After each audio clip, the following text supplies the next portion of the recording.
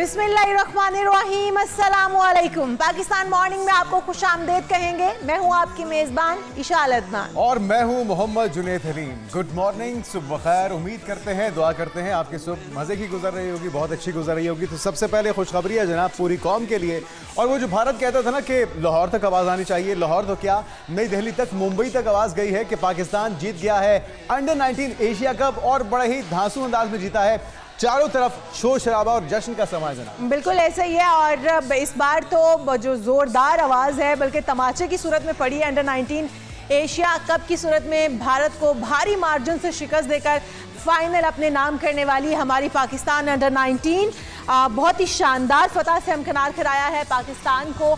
और जिस तरह से हम देख रहे हैं हमारे हीरो जिसने समीर मिन्हास, जिन्होंने पूरे टूर्नामेंट में 471 रन बनाकर टॉप स्कोरर होने का एजाज़ हासिल किया है, वही ये मैच जितवाने वाले भी साबित हुए हैं। 113 गेंदों पर उन्होंने 17 चौके लगाए और 9 छक्कों की मदद से बनाए गए उनके 172 रन न सिर्फ मैच विनिंग इनिंग्स थे, बल्कि ये किसी भी पाकिस्तानी बैटर की जानिब से यूथ वनडे में खेली गई सबसे बड़ी इनफरादी इनिंग भी बन गया है। तो हमारी तरफ से भी बहुत बहुत मुबारकबाद पूरे पाकिस्तान को, अंडर 19 को, और स्पेशली समीर मिन्हास को भी हमारी तरफ से बहुत बहुत मुबारकबाद।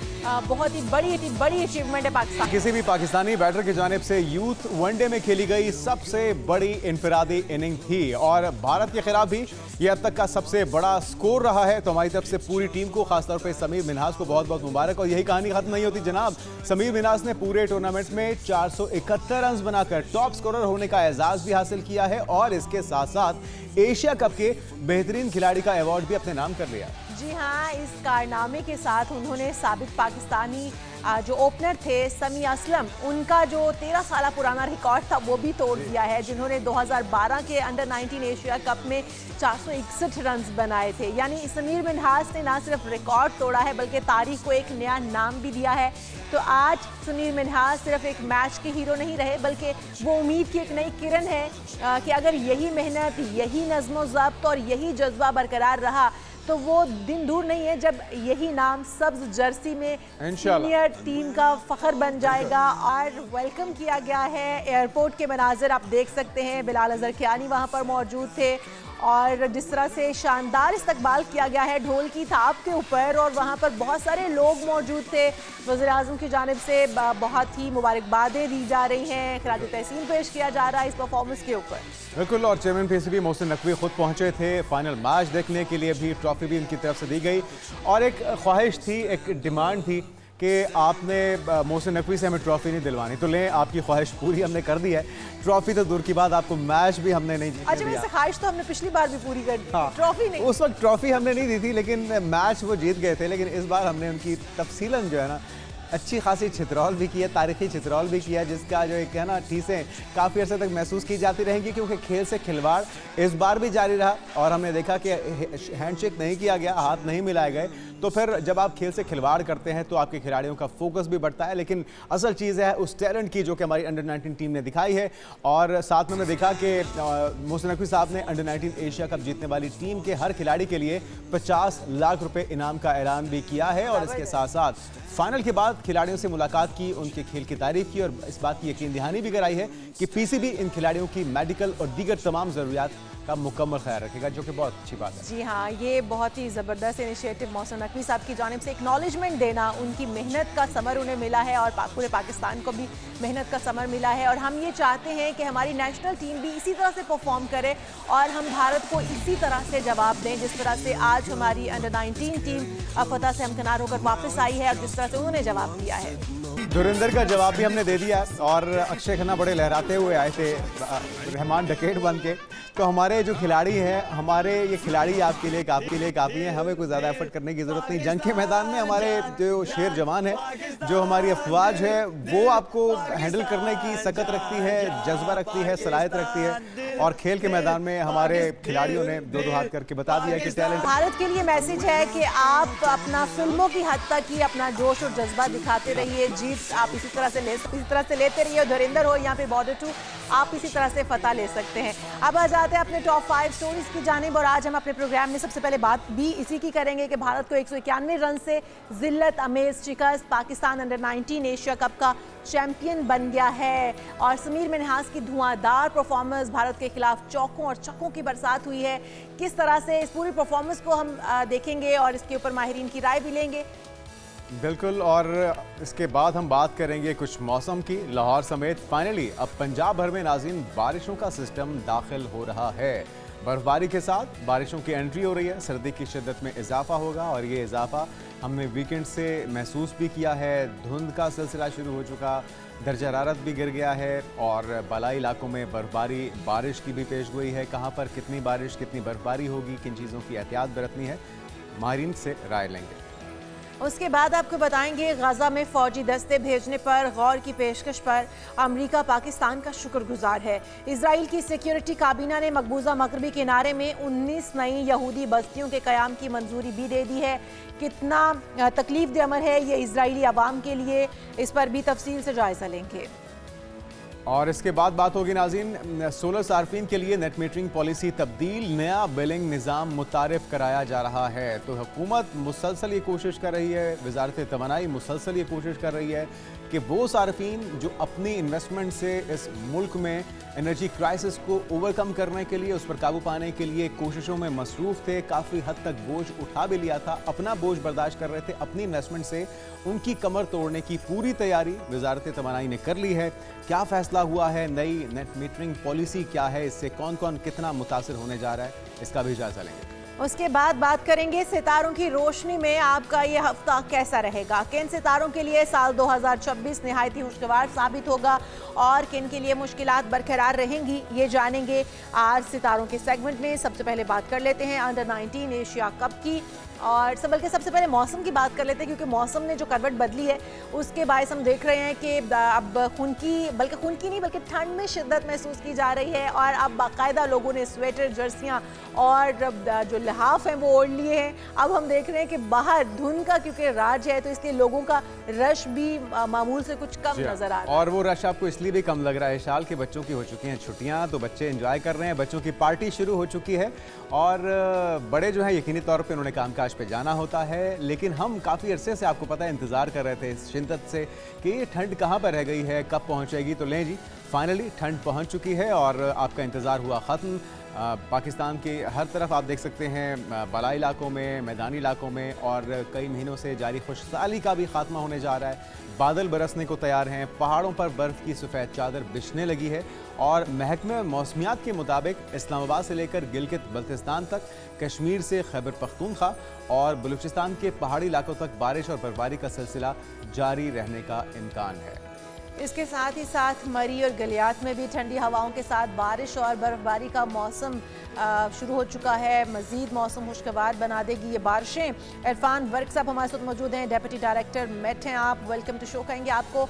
आप ही से जानेंगे इरफान साहब के मौसम में जो तब्दीली आई है, पहले तो ये कहा जा रहा था कि बारिशें नहीं होंगी मौसम में, लेकिन अब एक तब्दीली जो देखी जा रही है, कब तक बरकरार रहेगी ये बारिशें, ये बर्फबारी कब तक जारी रहेगी? देखें, ये जो सिलसिला है ये आज और कल सुबह तक जो है ना, ये बालाई इलाके ख़ास तौर पे जो नॉर्दर्न एरियाज़ होंगे, जिनमें गिलगित बल्तिस्तान और कश्मीर के इलाके होंगे, यहाँ पर ये मज़ीद जो है वो बारिश और बर्फ़बारी करेगा और कल सुबह ये निकल जाएगा स्पेन। अभी ये जो है पंजाब के बलाई इलाकों में ख़ास तौर पर खिता पठवार से काफ़ी हद तक निकल गया है और मज़ीद जो है ना 6 से 7 घंटे में ये मज़ीद निकल जाएगा। अच्छा इरफान साहब, ये सिस्टम कहाँ से दाखिल हो रहा है पाकिस्तान में और इसकी असरात क्या क्या होंगे, कितना दर्जा हरारत गिरेगा, और जिस तरह से आप कह रहे हैं कि अब ये निकलना भी शुरू हो जाएगा अगले कुछ घंटों में, तो फिर क्या दोबारा से हम देखेंगे कि दर्जा हरारत भी बढ़ गया? देखिए, ये जो सिलसिला था ये बलूचिस्तान में दाखिल हुआ था 2 रोज़ पहले। तो इसने जो है जुमे की शाम रात और हफ्ते वाले दिन बलूचिस्तान के इलाकों में बारिश की और बाज़ इलाकों में हल्की बर्फबारी हुई। इसके बाद जो है ये केपी के इलाकों में आ गया, दीर, स्वात, कोहस्तान और इवन मालम जब्बा के इलाकों में, कलाम के इलाकों में और चित्राल के इलाकों में इसने बारिश भी की है और बाद इलाकों में जो है ना वो बर्फबारी भी हुई है। और इसी तरह जो गिलगित बल्तिस्तान है वहाँ पर भी हल्की बारिश और बर्फबारी हुई है। और बाकी जो है मरी में भी हुई है, इस्लामाबाद में भी हुई है, चकवाल में भी हुई है, मंगला में भी हुई है। अभी जो है ना ये सिलसिला, ये सिस्टम जो है ना वो काफ़ी हद तक वो जो है ना वो कम हो गया है और अगले 12 घंटों में ये निकल जाएगा और उससे अगले 12 घंटों में ये शुमाली इलाकाजात से भी निकल जाएगा। उसके बाद मौसम जो है ना वो खुश्क होगा और सर्द होगा और टेम्परेचर जो होंगे वो 2 से 4 डिग्री सेंटीग्रेड मज़ीद कम हो जाएंगे। अच्छा ठीक है। अच्छा इरफान साहब, बर्फबारी भी हो रही है तो बर्फबारी का सिलसिला भी रुक जाएगा बारिश के साथ ही? जो बारिश का सिस्टम दाखिल हुआ है बर्फबारी उसके साथ कनेक्टेड है, यहाँ पे बर्फबारी थ्रू आउट अब जारी रहेगी जैन और फेब तक? देखें ये जो है ना ये वाला सिलसिला जो है ये अगले 24 घंटे में पाकिस्तान के इलाकों से निकल जाएगा। उसके बाद बर्फबारी के चांसेस जो है ना अगले चंद रोज़ रवां हफ्ते कोई बर्फबारी के चांसेस नहीं रहेंगे बलाई इलाकों में। उसके बाद अगर कोई स्पेल आता है तो उसके हवाले से हम उसको वॉच कर रहे हैं। ठीक है। अच्छा ये भी बताइएगा कि इस बार सर्दियों का दौरानिया क्या रहेगा? फेब में हम देखते हैं कि मौसम अब नॉर्मल होना शुरू हो चुका है, उतनी सर्दी की शिद्दत महसूस नहीं की जाती है, तो फेब के अंदर इस बार क्या होने जा रहा है? क्या सर्दी बरकरार रहेगी या फेब के अंदर मौसम नॉर्मल हो जाएगा? देखें जी, फरवरी का महीना जो होता है ये विंटर सीज़न होता है, तो फरवरी में भी जो है ना हमारे पास जो है ना वो सर्दी जो है ना वो महसूस होगी और सर्दी होगी जी।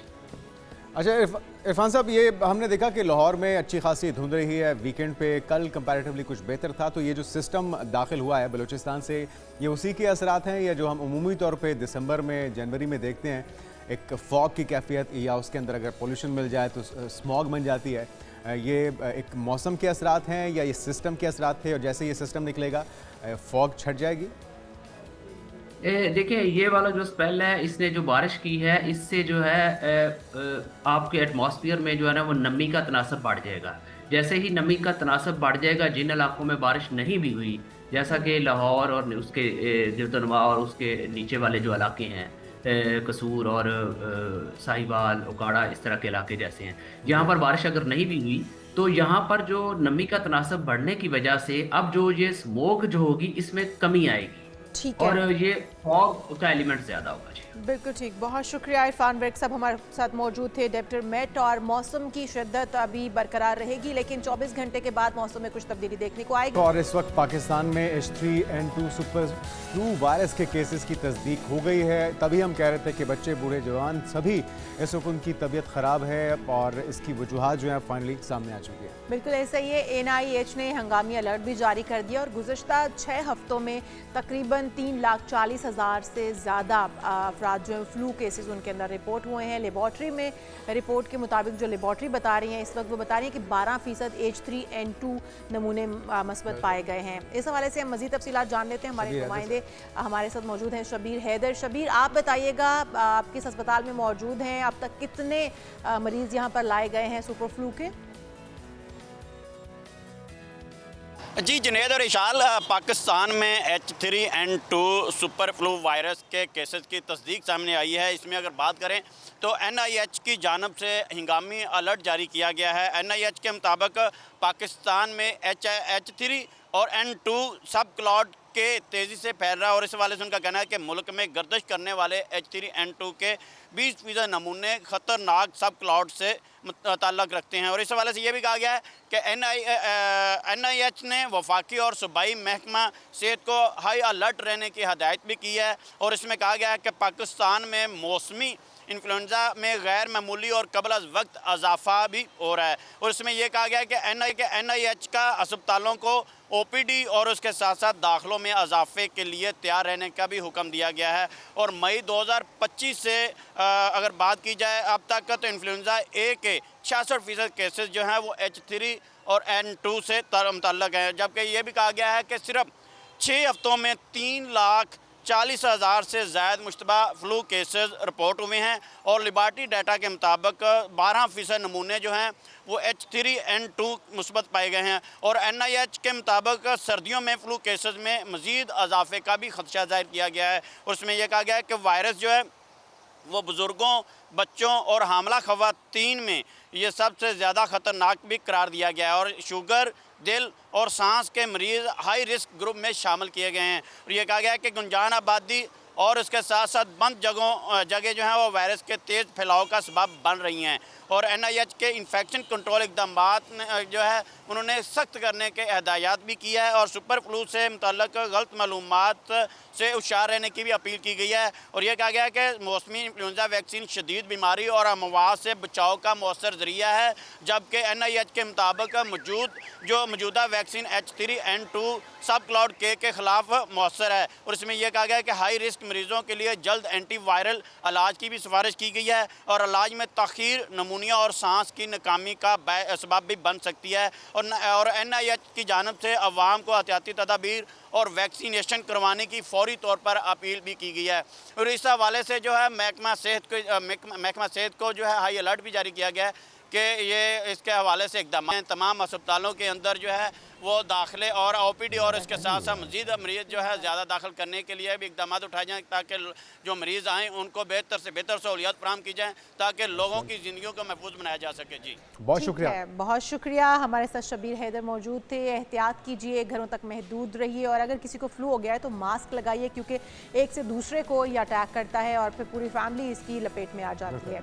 आगे बढ़ते हैं और कुछ ऐसे कपल्स की बात कर लेते हैं नाज़रीन जो कि 2025 में अलहदगी हो गई उनके दरमियान में और यकीनी तौर पे अब आगे वो अपने मुस्तकबिल को बेहतर करने के लिए क्या प्लानिंग करते हैं ये तो हमें बाद में देखना होगा। लेकिन वो कौन कौन से सेलिब्रिटीज़ थे, वो कौन कौन से ऐसे जोड़े थे जो जुदा हो गए हैं, जिसमें सबसे पहले हम देखते हैं कि इंडिया की एक ऐसी जोड़ी जो कि 2020 में उन्होंने आपस में रिश्ता इज़्दिवाज में बंधे थे और धनाश्री वर्मा और युजवेंद्र चहल हैं।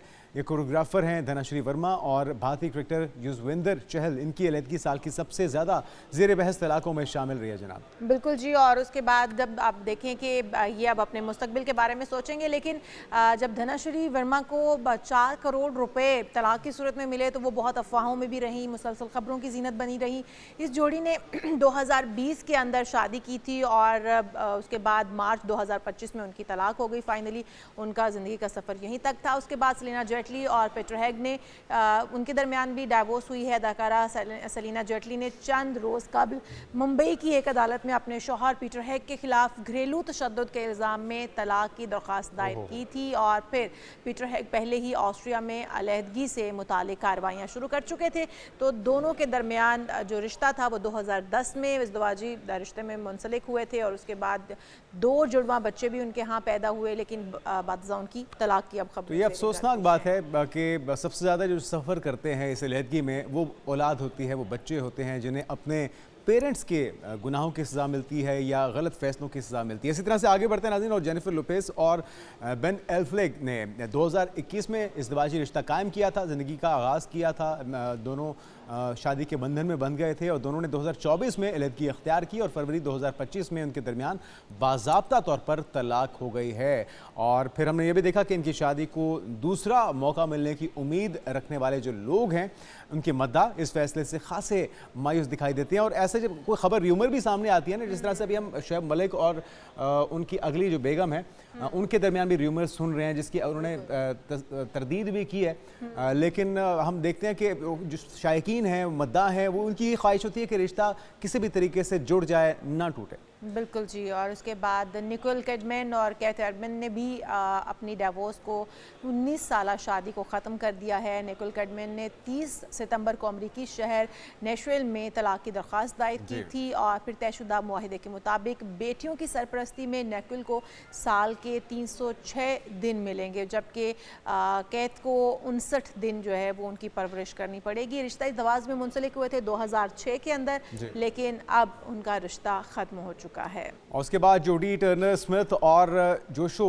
जैक्सन भी हॉलीवुड के अदाकार हैं और जोडी ने 2019 में शादी की थी। 2020 में उनके यहाँ एक बेटी भी हुई है खूबसूरत सी, लेकिन मई 2025 में इनके दरमियान तलाक मुकम्मल हो गई है। और इसी तरह से अदालत में माली मामला जो हैं वो, क्योंकि हम देखते हैं कि हॉलीवुड की जो सेलिब्रिटीज़ हैं उनके बड़े बड़े मुआवजे होते हैं, जुर्माने उनको देने पड़ते हैं और एक मुश्किल फ़ैसला होता है। एक तो रिश्तों की टूट जाना बज़ाते खुद एक बड़ा ही सख्त फ़ैसला है, एक अफसोसनाक पहलू होता है, और बच्चों की किफ़ालत पर बहस होने के बाद दोनों ने फिर फाइनली मुश्तरका तौर पर कानूनी पर इत्तेफाक कर लिया है। तो ये वो सेलिब्रिटीज़ थी, ये वो जोड़े थे जो कि 2025 में अलहदा हो गए और उन्होंने अपने अपने सफ़र जो हैं वो जुदा कर लिया। और यही वजूहात होती हैं जब आपको हर्जाने के तौर पर एक भारी भरकम रकम देनी पड़ती है, या फिर आप दोनों की प्रॉपर्टीज़ को डिवाइड किया जाता है, जिसके बायस लोग शादी से कतराते हैं। हम देखते हैं कि वेस्ट के अंदर शादियों का रुझान बहुत कम है। उसकी वजह सिर्फ यही है कि आपको भारी भरकम अमाउंट जो है वो तलाक की सूरत में देनी पड़ती है। तो इसलिए अपने रिश्तों को सोच समझ कर बनाइए, और जब रिश्ते जुड़ जाते हैं तो उनको निभाने की भरपूर कोशिश कीजिए।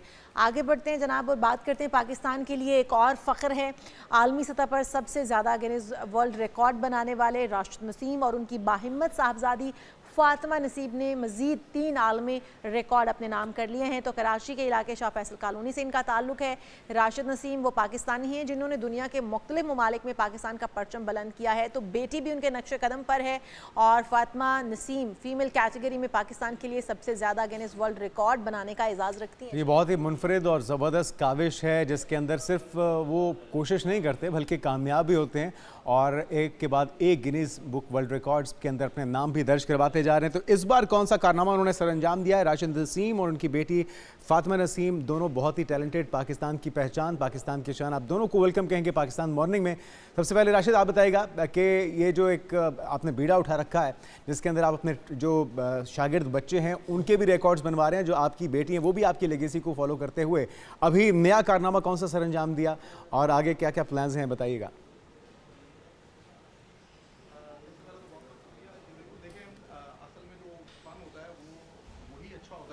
आप अपने साथ जो है वो दूसरे बच्चों में भी मुंतकिल करें। तो अल्हम्दुलिल्लाह फातिमा नसीम मेरी बेटी है जो कि पाकिस्तान के लिए सबसे ज्यादा गिनीज वर्ल्ड रिकॉर्ड बना चुकी है। इसके अलावा 17 शागिर्द हैं जो कि Guinness book of world record में जो है पाकिस्तान के लिए जो है आलमी एजाज हासिल कर चुके हैं। तो फातिमा ने अभी जो रिसेंटली जो है वो ब्रेक किया था रिकॉर्ड, वो लिबर्टी बारूद का रिकॉर्ड ब्रेक किया था। उसके अलावा हाथ में अंडा पकड़कर जो है वो फुल एक्सटेंशन पंचेस मारने का एक वर्ल्ड रिकॉर्ड था। फातिमा ने 307 पंचेस जो है वो 1 मिनट में जो है वो अच्छा, हम फातिमा से जानेंगे। राशिद, हम फातिमा से बात करना चाहेंगे। फातिमा, आप बताइए ये अंडा हाथ में पकड़ने के बाद और किस तरह से आपने बैलून्स को फोड़ा, क्योंकि अंडे के टूटने का भी खदशा होता है। कितनी प्रैक्टिस की आपने इसके लिए?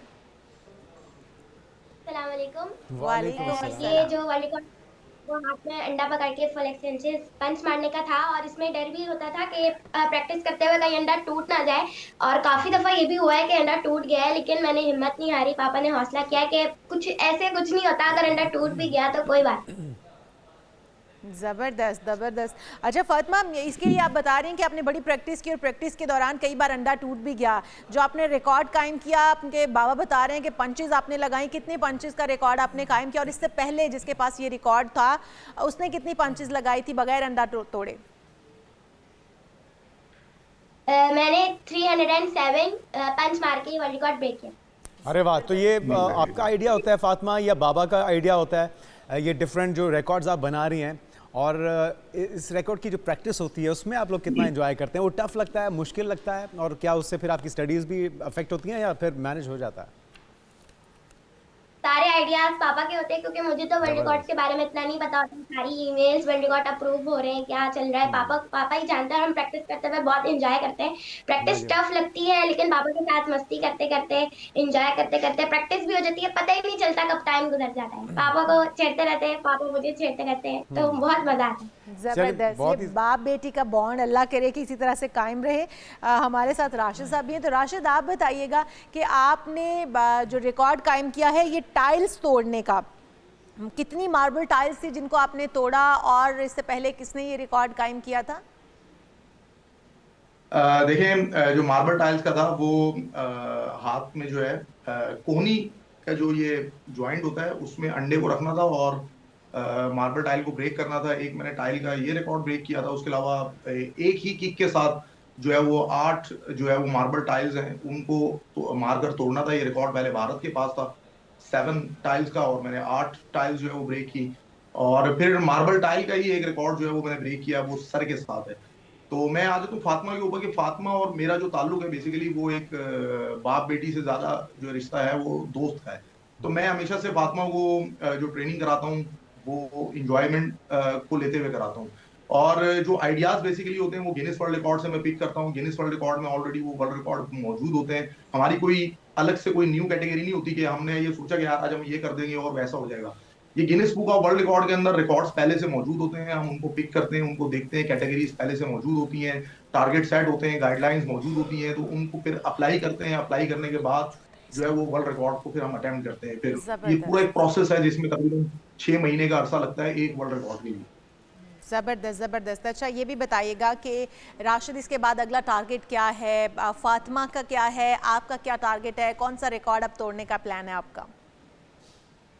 देखें अभी मेरे तो मैं तकरीबन जो है ना रोजाना 5 से 6 घंटे अपनी ट्रेनिंग को दे रहा हूँ तकरीबन पिछले 12-13 साल से। तो मेरे पास तो एक पूरी लिस्ट होती है वर्ल्ड रिकॉर्ड्स को तोड़ने के लिए। अभी भी तकरीबन कोई 15 से 20 के करीब रिकॉर्ड्स हैं जो मैंने लिख कर जो है ना रखे हुए, क्योंकि रिकॉर्ड इतने ज्यादा होते हैं बाज मरतबा भूलने का खतरा होता है। सम टाइम ऐसा भी होता है मेरे साथ कि मैं किसी रिकॉर्ड की ट्रेनिंग कर रहा होता हूँ तो मैं भूल जाता हूँ। तो अभी फिलहाल मैं प्लान कर रहा हूँ, बहुत बड़ा प्लान है, बहुत बड़ा प्लान है। एक ओलंपियन बॉक्सर है, उन्होंने 24 आवर्स में जो है वो 1,50,000 से ज्यादा पंचेस मारने का वर्ल्ड रिकॉर्ड जो है उन्होंने बनाया हुआ है। तो मैं चाहता हूं कि उस ओलंपियन जो बॉक्सर है, वो मेरे ख्याल में उनके पास शायद ब्रॉन्ज या सिल्वर मेडल है, मुझे अभी कंफर्म नहीं है, वो ओलंपियन बॉक्सर है, तो उनका रिकॉर्ड मैं तोड़ने की कोशिश कर रहा हूं। मैंने ऑलरेडी जो है वो फुल एक्सटेंशन पंचेस का जो वर्ल्ड फास्टेस्ट पंच का जो वर्ल्ड रिकॉर्ड था वो पाकिस्तान के नाम किया था। उसके अलावा मैं 1 घंटे में फुल बॉडी कांटेक्ट जो पंचेस हैं 32,000 जो है वो पंचेस ऑलरेडी। अच्छा राशिद, आपकी जो मिसेज हैं सबा राशिद, उन्होंने भी रिकॉर्ड कायम किया है, कोई रिकॉर्ड तोड़ा है एल्बो स्ट्राइक का, वो कब आपके साथ मौजूद होंगी, उन्हें कब देख सकेंगे हम? देखें वो पाकिस्तान के लिए जो है वो 2 आलमी रिकॉर्ड बना चुकी हैं। उन्होंने भारत की किरण उनियाल है, उनको शिकस्त दी थी 680 एल्बो स्ट्राइक्स लगाकर, और अभी उन्होंने पाकिस्तान की तारीख में नंचक्स कैटेगरी के अंदर, जो कि ब्रूसली का बड़ा मशहूर वेपन है, पहला आलमी रिकॉर्ड जो है वो पाकिस्तान की तारीख में नंचक्स कैटेगरी के अंदर पाकिस्तान के लिए हासिल किया है। तो इंशाल्लाह ताला आप उनको भी जल्द जो है वो टीवी पर देखेंगे, क्योंकि उनका जो ज्यादा इंटरेस्ट है वो वर्ल्ड रिकॉर्ड्स बनाने के ऊपर तो है, लेकिन उनका ज्यादा इंटरेस्ट मीडिया में आने का उनको इतना ज्यादा शौक नहीं है। तो मैं किसी चीज पर जो है वो वाइफ को जो है वो ज्यादा फोर्स नहीं करता। जो भी वो कर रही है अपनी मर्जी से कर रही है, अपनी ट्रेनिंग कर रही है, प्रैक्टिस कर रही है, अपने आप को फिट रखती है, मेरे लिए ये बहुत है। जबरदस्त, बहुत शुक्रिया, थैंक यू सो मच। ढेरों दुआएं आप तमाम फैमिली के लिए, जिस तरह से आप पाकिस्तान कर रहे हैं, एक के बाद एक रिकॉर्ड बन रहे हैं। और ये भी एक रिकॉर्ड ही है कि बाप, माँ और उसकी बेटी सभी पाकिस्तान के लिए गिनीज वर्ल्ड रिकॉर्ड के ज़बरदस्त जो इनोवेशंस हैं उसके अंदर अपने नाम दर्ज करवा रहे हैं, पाकिस्तान का नाम रोशन कर रहे हैं। बिल्कुल जी, बहुत शुक्रिया आप दोनों मेहमानों का। हमारे साथ राशिद नसीम, फातिमा नसीम दोनों मौजूद थे। और यहाँ पर एक ब्रेक शामिल करेंगे। जब ब्रेक से वापस आएंगे तो आपको बताएंगे कि भारत को किस तरह से हमारे अंडर 19 ने हराया है। भारत को फाइनल में 191 रन से जिल्लत अमेज शिकस्त। पाकिस्तानी टीम ने 13 साल बाद एशिया कप में तारीख का पहला टाइटल अपने नाम कर लिया है और 348 रन के हदफ के ताक़ुब में भारतीय टीम 156 रन ज़मींबोस हो गई। बिल्कुल, तो ये है उनकी परफॉर्मेंस, पाकिस्तानी बल्लेबाज जिसमें समीर मिन्हास का नाम सबसे ऊपर आता है। 172 रन की तूफानी इनिंग उन्होंने खेली है। कैसी परफॉर्मेंस रही समीर मिन्हास की और बाकी तमाम टीम ने क्या कुछ किया, एक पैकेज देखते हैं, फिर इस पर तफसील से बात करते हैं। Asian cricket council under 19 Asia cup के फाइनल में पाकिस्तान ने भारत को रोंद डाला। दुबई में खेले गए फाइनल में 348 रन के ताक़ुब में भारत की बैटिंग लाइन बुरी तरह नाकाम साबित हुई और पूरी टीम 26.2 ओवर्स में 156 रन पर ढेर हो गई। 6वें नंबर पर बैटिंग के लिए आने वाले दपेश दविंदरन 36 रन के साथ टॉप स्कोरर रहे। अली रजा ने 4, मोहम्मद सयाम, अब्दुल सुबहान और हुजैफा एहसन ने 2-2 विकेटें हासिल की। पाकिस्तान ने 8 विकेटों के नुकसान पर 347 रन बनाए। ओपनर समीर मिन्हास ने 172 रन की तूफानी इनिंग्स खेली। अहमद हुसैन 56 और उस्मान खान 35 रन के साथ नुमाया रहे। पाकिस्तान के समीर मिन्हास को फाइनल और टूर्नामेंट के बेहतरीन खिलाड़ी का अवार्ड दिया गया। कौमी अंडर 19 टीम 2 मरतबा ICC अंडर 19 वर्ल्ड कप जीत चुकी है। 2012 में खेले गए अंडर 19 एशिया कप में पाकिस्तान और भारत को मुश्तरका तौर पर चैंपियन करार दिया गया। लोग का पुरतपाक इस्तकबाल हुआ, अपने वतन वो वापस पहुंच चुके हैं ट्रॉफी लेकर, भारत को जिल्लत आमेज शिकस्त देकर। और वो भारत जो कहता था कि लाहौर तक आवाज़ आनी चाहिए, वह बॉर्डर 2 बनाने जा रहे हैं ना, तो ले जी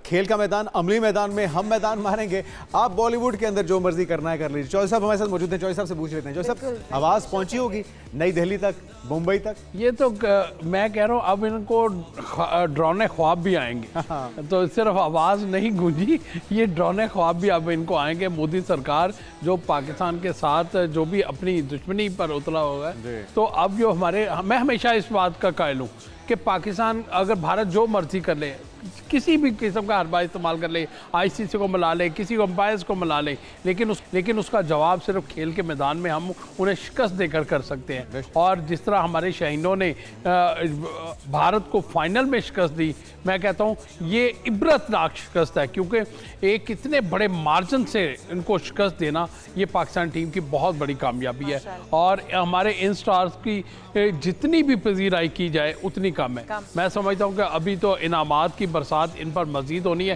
क्योंकि इनके पास अब टाइम नहीं है।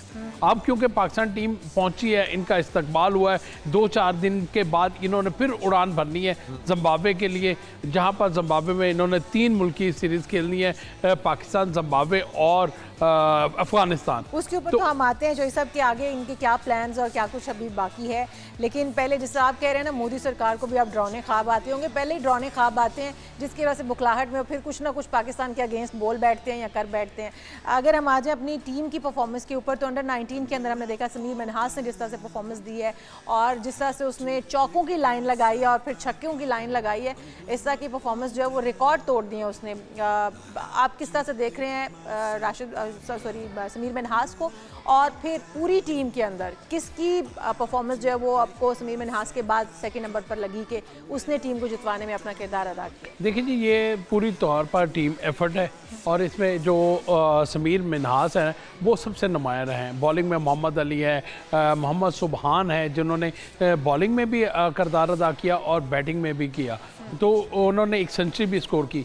गो के समीर सुबहान ने 2 सेंचुरियां और 1 निसफ सेंचुरी करके 550 रन्स बनाए हैं इन 5 मैचों में, और ये प्लेयर्स के लिए बहुत बड़ी बात होती है।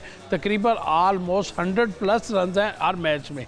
तो इस तरह के प्लेयर्स को आप जब ग्रूम करते हैं, तो दूसरा मैं अभी बात कर रहा था आपसे कि ये जो समीर मिन्हास हैं, ये स्पोर्ट्समैन फैमिली से तल्लुक़ रखते हैं। इसने बहुत कुछ अपने भाई से भी सीखा होगा। इरफात मिन्हास भी पाकिस्तान की नुमाइंदगी कर चुका है, तो लिहाजा ये ग्रूमिंग जो है, और जो बदकिस्मती की बात है कि हमारी ये टीम है, एशिया कप से पहले कोई टीम इसके साथ खेलना नहीं चाहती थी, और जिसकी वजह ये थी कि पाकिस्तान क्रिकेट बोर्ड में बैठी जो साबिक इंतज़ामिया थी, उन्होंने अंडर 19 शहीनों के लिए कोई इंटरनेशनल टूर का इंतजाम नहीं किए थे कि ये जाके खेलें, तैयारी करें आगे इंटरनेशनल इवेंट्स के लिए। और पाकिस्तान क्रिकेट बोर्ड को 3 माह का इनका कैंप लगाना पड़ा मुल्तान में, और ये मुल्तान में तैयारी करके समीर मिन्हास मुल्तान से ही तल्लुक़ रखते हैं, और उन्होंने अपने होम ग्राउंड में खूब मेहनत की, और उस मेहनत का नतीजा है कि आज हर जगह पर समीर मिन्हास का नाम गूंज रहा है। अच्छा चौधरी साहब, ये इन बच्चों की अपने तई खुद की भी एफर्ट है, सिलेक्शन कमेटी ने ऐसी बैलेंस टीम बनाई, क्योंकि हमने ये देखा भी और सुना भी कि ये एक बैलेंस टीम है, बॉलिंग हो, बैटिंग हो, फील्डिंग हो, हर शोबे में आउट क्लास कर रही है। तो ये महज इत्तेफाक है या इसके ऊपर मेहनत हुई है इनकी सिलेक्शन के अंदर भी? और अगर अंडर 19 के अंदर इतनी बैलेंस टीम बन गई है, तो नेशनल टीम के साथ क्या मसाइल हैं? फिर टैलेंट की कमी तो ना हुई, फिर तो मसाइल कुछ और हैं, सिलेक्शन के मसाइल हैं, या सियासत की नज़र कर दिया जाता है, और हम तवक्को कर सकते हैं कि फाइनली जिस टैलेंट की हम तलाश में थे वो मिल चुका, और ये रिप्लेस कब होगा नेशनल टीम में?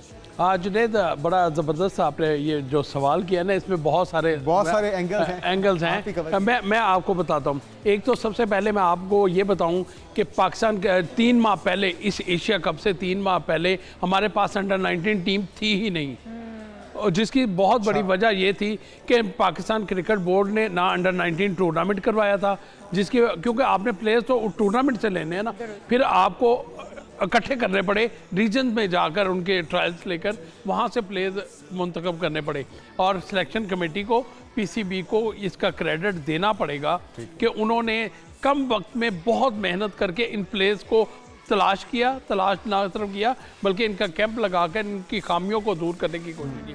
क्योंकि ऐसा नहीं होता कि आप रॉ मटेरियल उठाते हैं और वो जाके इंटरनेशनल सतह पर जाके परफॉर्म करे। तो आपने इन पर मेहनत की और इसको कोचिंग स्टाफ ऐसे लगाए और फिर मैं आपको एक और बात बताऊं कि बहुत लकी हैं सरफराज।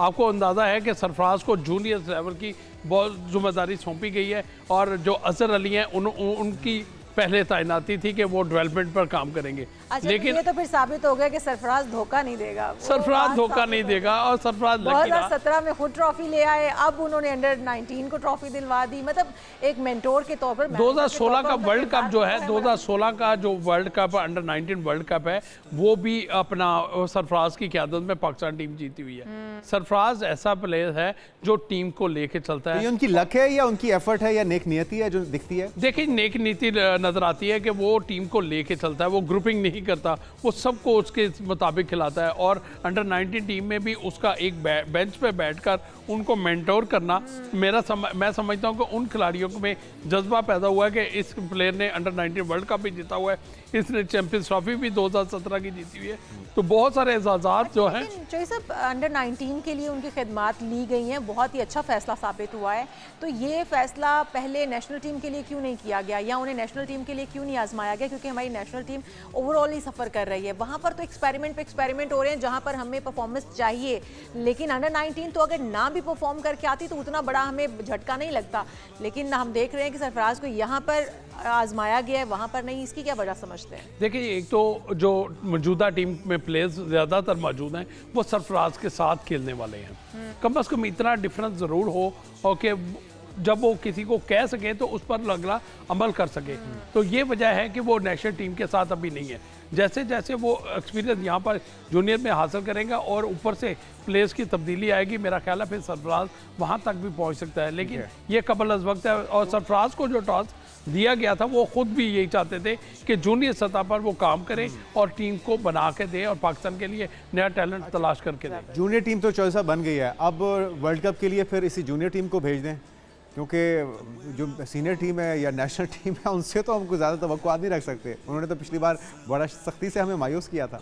तो जुनैद, आपको अंदाज़ा है कि यही टीम हमारी वर्ल्ड कप खेलने जा रही है, अंडर 19 वर्ल्ड कप जो जिम्बाब्वे और नमीबिया में हो रहा है, और ये अब इनकी क्रिकेट में कोई वक्फा नहीं है। अब इन्होंने 2-4 दिन पाकिस्तान में रहना है, फिर इन्होंने जिम्बाब्वे जाना है, ट्राई नेशन सीरीज खेलनी है और उसके फौरी वहीं पर इन्होंने जो अंडर 19 वर्ल्ड कप है वो खेलना है। तो अब ये इन प्लेयर्स पर अब बहुत भारी जिम्मेदारी आ गई है कि अफगानिस्तान की अंडर 19 टीम भी बहुत तगड़ी टीम है। अच्छा। और उसके खिलाफ और जिम्बाब्वे की जो टीम है अपने होम ग्राउंड पर बहुत तगड़ी टीम है, वहाँ पर इन प्लेयर्स का पता चलेगा कि ये वहाँ पर कैसा परफॉर्म करते हैं। देखिए, एशियाई टीमों में तो आपने नंबर 1 आपने साबित कर दिया, अब वर्ल्ड की टीमों में जब आप खेलेंगे फिर आपका असल इम्तहान शुरू होगा कि वहाँ पर निखरती भी तो इसी तरह है ना चॉइस साहब, कि अगर उन्हें बड़ी टीमों के बदे मुकाबले खिलाया जाए तो अगर छोटे छोटे मैचेस होते रहेंगे, छोटी छोटी टीमों के अगेंस्ट खेलते रहेंगे तो डेफिनेटली वो उस तरह से पॉलिश नहीं हो पाएंगे या उस तरह से वो जो उनकी सलाहियतें हैं वो हमें सामने देखने को नहीं मिलेंगी। तो अगर हमें नेशनल टीम के लिए इस टीम को तैयार करना है और इसके अंदर कुछ प्लेयर्स को हमें शामिल करना है तो फिर उनको टफ टाइम तो देना पड़ेगा। जी बिल्कुल, अगर ये जाकर अब वर्ल्ड कप में और जो ट्राई नेशन सीरीज़ है उसमें ये परफॉर्म करते हैं, क्योंकि वर्ल्ड कप में आपको वेस्ट इंडीज़ का भी सामना करना पड़ेगा, आपको ऑस्ट्रेलिया का भी सामना करना पड़ेगा, आपको जनूबी अफ्रीका का भी सामना करेगा, फिर भी इन प्लेयर्स का पता चलेगा। क्योंकि अभी तक मैंने पहले बताया कि ये वो बदकिस्मत टीम है जिसको इंटरनेशनल मैचेस नहीं मिले फिर भी एशिया कप जीता। अब इनको आगे जाकर वर्ल्ड कप खेलना है। वर्ल्ड कप में से पहले वो ट्राई नेशन सीरीज एक तो मिल गई, लेकिन वहाँ पर आप जब दुनिया की टॉप टीमों ऑस्ट्रेलिया, इंग्लैंड, जनूबी अफ्रीका, न्यूजीलैंड की मजबूत टीमों के खिलाफ सही अंदाजा होगा, फिर वहाँ पर अंदाजा। Thank you so much Chaudhry Ashraf sahab हमारे साथ मौजूद थे। एक बार फिर से बहुत मुबारक हो हमारे नौजवानों को और इसी तरह से जम के खेलते रहिए। अभी जो हमारा मौजू है वो हम सबकी ज़िंदगियों से जुड़ा हुआ है। एक इंसानी ऑरा होता है नाज़रीन, और जो ऑरा होता है उसमें इतनी ताकत, इसमें इतनी सलाहियत होती है कि वो आपके मदे मुकाबले ये जो आपसे हसद करता है, जो आपसे जलन रखता है, दिल में कोई बुग़्ज़ है, उसको खा पी जाने या उसको ओवरकम करने की उसमें सलाहियत होती है। लेकिन उस ऑरा का इस्तेमाल कैसे करना है ये हर इंसान जानता नहीं है, क्योंकि अल्लाह ताला ने हर इंसान के अंदर कुछ ऐसी सलाहियतें रखी हैं जिसका इस्तेमाल करते हुए, जिसका सही इस्तेमाल करते हुए हम अपने तमाम तर चैलेंजेस पर काबू भी पा सकते हैं और उन्हें शिकस्त भी दे सकते हैं। बिल्कुल ऐसे ही है। और फिर नेगेटिव और पॉजिटिव एनर्जीज क्या हैं, वो आपके साथ किस तरह से रहती हैं और आपका ऑरा किस तरह से आपको कंट्रोल करता है, या आप उससे दूसरों से अपने आप को महफूज रख सकते हैं। हमारे साथ साथ आज मौजूद हैं एजाज खान साहब, ऑरा हीलर भी हैं और रूहानी स्कॉलर भी हैं। वेलकम टू शो कहेंगे आपको खान साहब। आपको बहुत शुक्रिया। खान साहब बहुत शुक्रिया कि आप जाते जाते पाकिस्तान छोड़ते छोड़ते हमारी खुशकिस्मती है कि हमारे पास भी आ गए। तो आज आपसे सबसे पहले यही जानेंगे कि ऑरा बेसिकली क्या है। बहुत सारे लोग हमारे जैसे जो नहीं जानते हैं उनके लिए ऑरा क्या और इसकी एनर्जीज क्या है।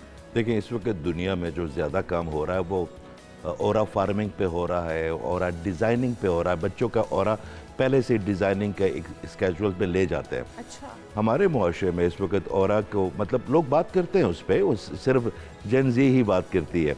बाकी जो हमारी उम्र के लोग हैं वो तो भूल चुके हैं कि नए अलूम भी हो सकते हैं, हमारी कोई चीज़ें, हमें कोई नई चीज़ें भी एक्सप्लोर कर सकते हैं। देखिए, आपकी इर्द गिर्द एक बायोफील्ड है। हम आसान तरीके से बताते हैं अपने बहन भाइयों को कि जब आप परफ्यूम लगाते हैं बाहर जाने के लिए तो आप क्यों लगाते हैं? क्योंकि लोग आपकी प्रेजेंस से में बहुत एक्टिव, बड़ा खूबसूरत और बड़ा अच्छा फील करें। तो एग्जैक्टली आपका ऑरा वो है कि आप चाहे जितने अच्छे परफ्यूम लगा लें, आप अच्छे बाल बना लें, अच्छे कपड़े पहन लें, मगर अगर आपका ऑरा ब्रोकन है तो सामने वाले इंसान को जो मैसेज आएगा वो इतना पॉजिटिव नहीं होगा। दिन के हर वक्त का अपना एक फॉर्मेट होता है।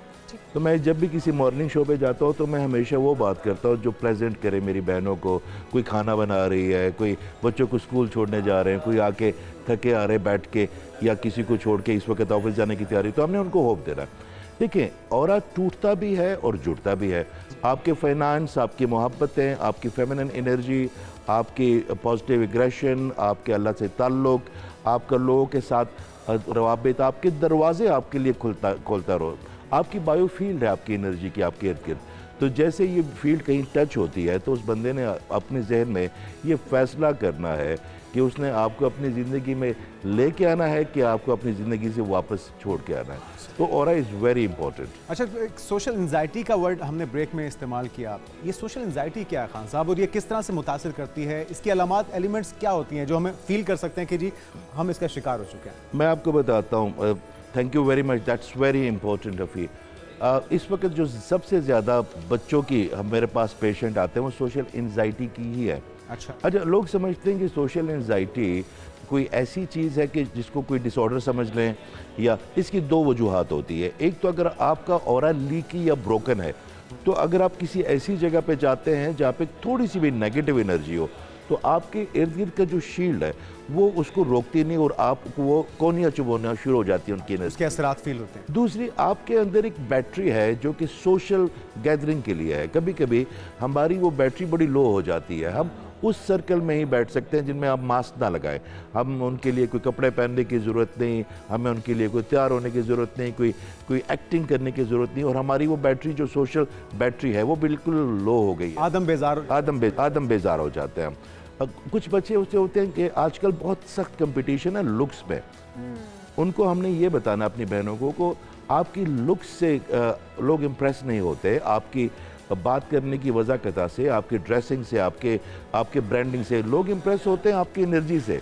तो जो बच्चे, कभी किसी का वेट कम होता है, किसी का ज़्यादा होता है, कोई घर में अक्सर आपके लोग होते हैं वो बताने के लिए कि आप बड़े मोटे हो रहे हैं, या किसी खातून के कि अपना रंग देखो जल गया, वो उस कॉम्प्लेक्स को ले लेते हैं, एकदम से डाउन हो जाते हैं, ले लेते हैं। फिर वो जब किसी सोशल लोगों में बैठते हैं ना तो वो उनको वो तमाम बातें अपने घर वालों की, अपने दोस्तों की याद आती है कि ओहो मेरा तो वेट बहुत ज़्यादा है, मेरे तो बाल बड़े ख़राब हैं, मेरी तो नाक कैसी है। आपने जो सोचना है ना अपने बारे में, आप अपने ऑरा के ज़रिए वो प्रेजेंट कर रहे हैं बाकी लोगों को। तो जब तक आप अपने आप को अच्छे लग रहे हैं ना, इसका मतलब पूरी दुनिया को अच्छे लग रहे हैं। आपने वही एनर्जी बाकी लोगों को देनी है। तो सोशल एंजाइटी का बेहतर तरीका ये है कि अपनी कॉन्फिडेंस लेवल को, अपने अल्लाह ने जो आपको तख्लीक बनाया, ज़रूरी नहीं कि आपको हर चीज़ वैसे लगे जो उसका फैशन हो सकता है मेरे अल्लाह ताला ने आपको किसी मखसूस लोगों के लिए बेहतर बनाया हो जो सिर्फ उनको आप अच्छे लगेंगे।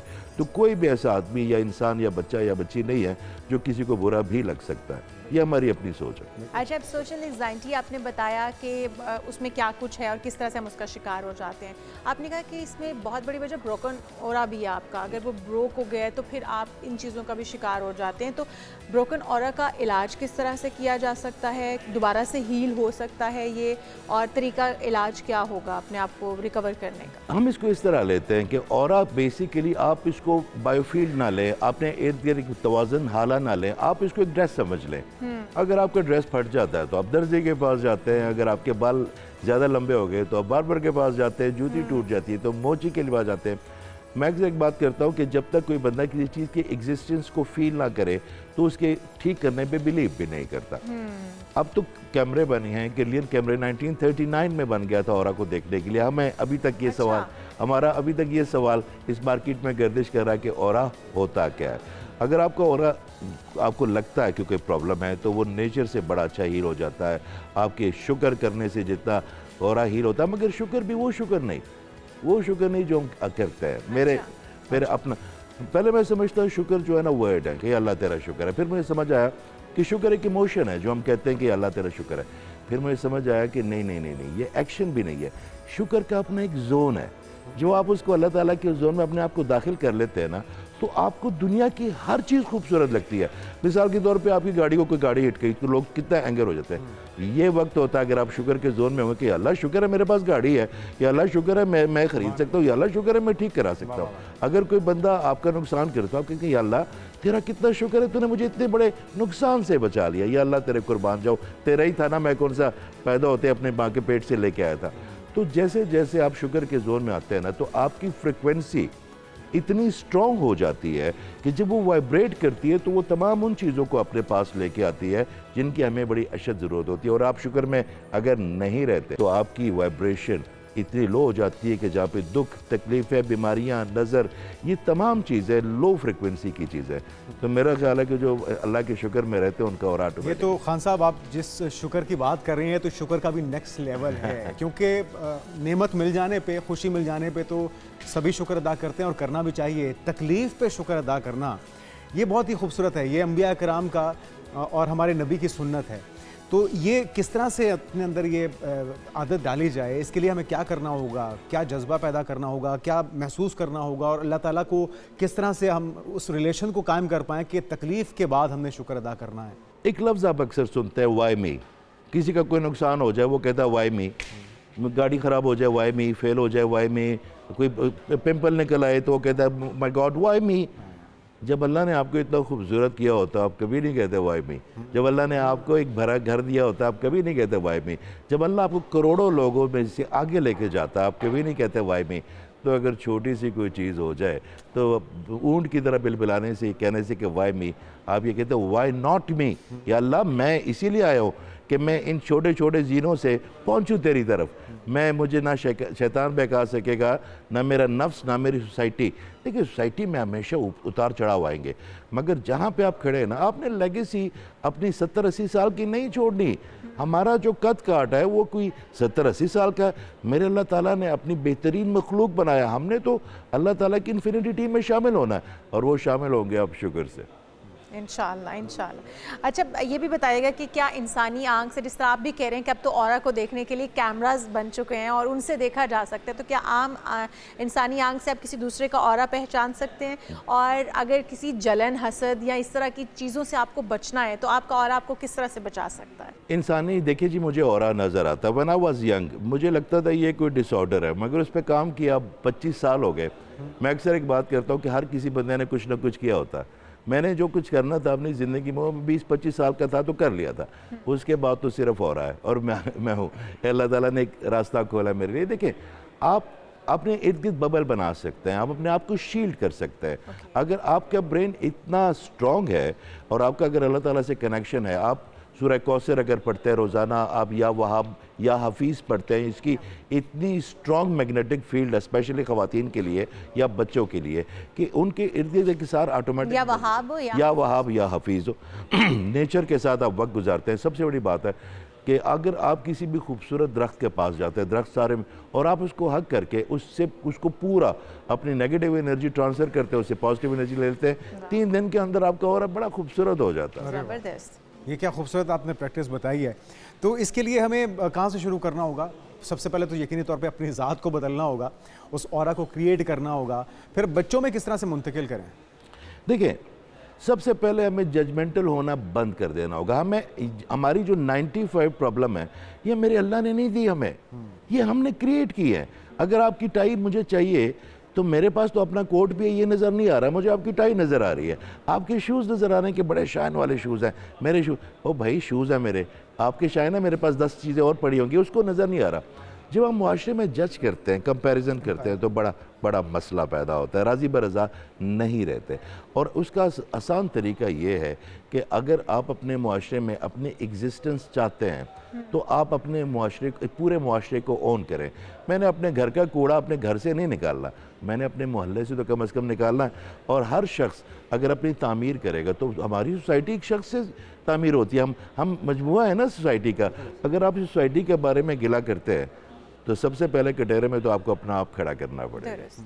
अच्छा, आपने बच्चों की बात की है कि जो जेन जी है वो औरत पे बात करती है और वो उसको पहचानते हैं, सिर्फ वही हैं जो इस वक्त उसकी बात कर रहे हैं, तो वो किस तरह से पहचानते हैं और उनको ये अल्लाह ताला ने ताकत किस तरह से दी है कि वो औरत पहचान सकते हैं, उस पर बात कर रहे हैं। They are more brainy than us. दूसरी बात है कि दे आर वेरी प्योर। अगर उनको कोई चीज़ अच्छी लगती है they will tell you on the face कि जी ये चीज़ मुझे एक्सप्लेन करें। हम तो पहले मैं अक्सर एक बात करता हूँ कि जो हमारी जनरेशन है ये पहले अपने माँ बाप को भी जवाब दे थी, अब अपने बच्चों को भी जवाब दे। तो सबसे हम सैंडविच बन गए। नहीं, मैं आपको मैं जाता हूँ जहाँ भी मुल्कों में दुनिया में बुलाते हैं वो, मैं आपको ईमानदारी से एक बात बताऊँ, मेरा ख्याल है मैं अभी तक बावजूद हूँ कि हमारी जनरेशन जैसी जनरेशन इस दुनिया में नहीं है। इतनी अदब वाली, इतनी देखिए इतनी हर तरफ से नेगेटिविटी है। आप जब एक चीज़ खोलते हैं, मिसाल के तौर पे आप कोई ऐप खोलते हैं तो 10 चीज़ें ऐसी होती हैं जो आपके माइंड को पोल्यूट करती है और एक चीज़ शायद अच्छी हो, मगर वो बच्चे उस एक चीज़ की वजह से हमारे रूट्स के साथ हमारे साथ जुड़े हुए हैं। तो इसका मतलब है कि दे आर वेरी स्पेशल। बिल्कुल। तो इन बच्चों को किस तरह से लेकर चला जाए और किस तरह से समझाया जाए कि इस ऑरे को अपने लिए पॉजिटिव किस तरह से इस्तेमाल करने, क्योंकि हैं तो बच्चे ही, उनको समझ बूझ ज़्यादा होगी या वो इंटेलिजेंस ज़्यादा होंगे, लेकिन कुछ चीज़ें तो उनको समझानी और सिखानी पड़ेंगी कि अपने इर्द गिर्द बबल किस तरह से बना लें या दूसरों की नेगेटिव एनर्जी को अपने तक पहुँचने से किस तरह से रोकें। तो आजकल हम देखते हैं नज़र भी बहुत जल्दी लग जाती है और कंपटीशन क्योंकि बहुत ज़्यादा हो गया है, तो दूसरे आपके बच्चे को देख कर जेलस फील कर रहे हैं, कहाँ पर बुरी नज़र लगा रहे हैं आपको पता भी नहीं होता, और कहाँ पर ऊपर जाते जाते ग्रो करते हुए एकदम से वो बच्चा नीचे आ जाता है। देखिए आपके तवज्जो से एक बात बताता हूँ मैं कि ये जो हमारा माइंड है ना, अगर आप इसको ट्रेस पास करने की इजाज़त नहीं देंगे ना किसी एनर्जी को, तो नहीं करने देगा। मिसाल के तौर पे आप सुबह अगर उठते हैं फजर के लिए, इलाम तो अब बने, अब लोग इलाम सुनते हैं। आप एक आवाज़ लगाते थे, हमारे जो सूफिया हज़रात है, और वो कहते थे कि मुझे 4 बजे उठा देना, मुझे 3 बजे उठा देना, मुझे फजर। तो किसको कहते थे? बेसिकली वो अपने सब कॉन्शियस को, या जो अल्लाह ताला ने उनके साथ जो बाकी मखलूक साथ आत्मा है तो कहते हैं। आप यकीन करें, आप अपने आप को किस दिन कह के देखें कि मुझे 4:10 पे उठा देना, सिर्फ ये कहें बावाज़ बुलंद, आप जब उठेंगे तो सेकंड में भी सुई 4:10 होगी। वज़ू के लिए आपको उठाते हैं, नमाज के लिए उठाते हैं। इस तरह आप अपने ब्रेन को अगर एक कमांड देते हैं, बल्कि आसान कर देते हैं इसको। आप खड़े होते हैं हाथ खोल के और आप सिर्फ ये इमेजिन करते हैं कि मैं काबे के सामने खड़ा हूँ। आपके ब्रेन को ये नहीं पता होता कि रियलिटी क्या है और इमेजिनेशन का फ़र्क उसको नहीं पता। और आप जब अज्यूम करते हैं कि आप काबे की मैग्नेटिक फील्ड के सामने हाथ खोल के सामने खड़े हैं, तो उसकी जो मैग्नेटिक फील्ड है वो आपको इतना क्योर कर देती है कि नेगेटिव एनर्जी आपके करीब नहीं आती, सिर्फ अज्यूम करने से, सिर्फ सोचने से। फिर आप अपने इर्द गिर्द सोचते हैं कि एक बबल आपके इर्द गिर्द बन रहा है जिसमें से सिर्फ पॉजिटिव एनर्जी आ रही है और नेगेटिव एनर्जी इसको सस्टेन ही नहीं करेगा। ये सारा जो शील्ड है मेरी, आप सारा दिन जब रहते हैं तो बड़े क्योर में रहते हैं। यहाँ कभी कभी कुछ लोग आपको ऐसे मिलते हैं जिनको मिलने से बड़ी बेचैनी सी हो जाती है। देखने में बड़े अच्छे लोग होते हैं, बड़े शफीक होते हैं, बड़े हलीम होते हैं। जो आपको लगे कि आपके कंधे भारी हो रहे हैं, जो आपको लगे कि आपको बेचैनी हो रही है या आपको हल्का सा सर में, तो इसका मतलब है कि वो बंदा, उस बेचारे को पता या नहीं, वो एनर्जी वैम्पायर है और वो आपकी एनर्जी को, उसकी एनर्जी सिस्टम, क्योंकि वो उल्टे चल रहे हैं तो आपकी एनर्जी को सक कर रहे हैं। ऐसे वक्त में आराम से बैठे और अपने आप को एज्यूम करें कि एक ब्लू कलर का लाइट आपके इर्द गिर्द आ गई है और जैसे आप उस ब्लू कलर की लाइट में अपने आप को फील करते हैं क्या, तो आपको उसी वक्त आपको जो उसकी इनटेक है वो रुक जाएगी।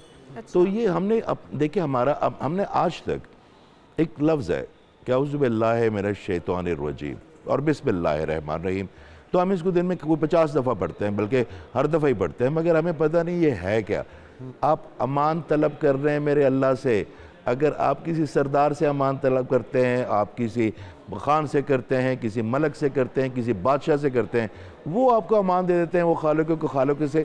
हमें अमान तलब करनी आती नहीं, सिर्फ अल्फाज करते हैं। आप अगर सोचें कि आप अल्लाह की अमान में जाना चाहते हैं और आप एक दफ़ा चले गए, तो दुनिया की कौन सी ऐसी ताकत है जो आपके करीब भी आ सकेगी।